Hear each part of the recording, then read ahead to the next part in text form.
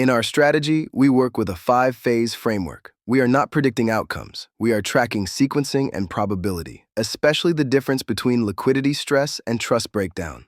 Gold frustrates people for a reason. It often underperforms right when concern first shows up. That is not a failure. It is a timing mismatch. This episode is based on a BuildersLens article titled Gold and Hard Asset Cycles. The piece reframes gold away from ideology and into sequencing and trust. The central claim is simple. Gold is not an early cycle hedge. It is a late cycle trust asset, and it activates after volatility, not during it. Hard assets share a few traits. They cannot be printed. They exist outside the financial system. They persist across regimes. Gold behaves less like an investment and more like a reference point. It reflects confidence in money itself, not growth or momentum.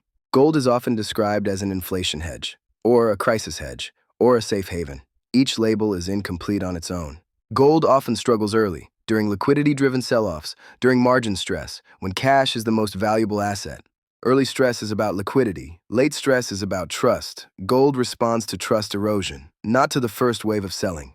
In early phases of the cycle, policy credibility is high. Risk appetite improves. Gold is usually ignored. This is where gold advocates often sound wrong. Not because the thesis fails, but because sequencing is ignored.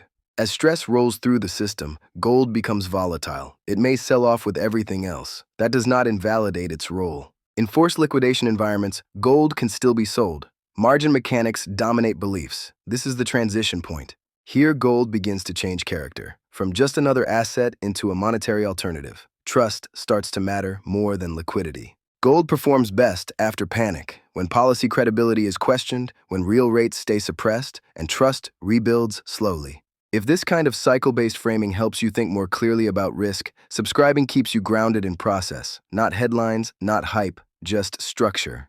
Gold's mixed behavior today is telling. Liquidity still dominates stress events.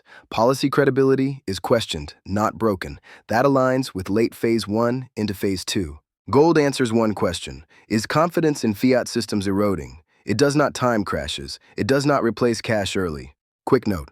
This is educational content only. It is not financial advice. We do not expect gold to lead early. We do not rely on it during liquidity squeezes. We monitor it as a trust signal, not a timing tool. We do not chase narratives. We do not abandon sequencing. We do not confuse volatility with regime change. Confirmation still matters. We do not need to be early. We just cannot afford to be late.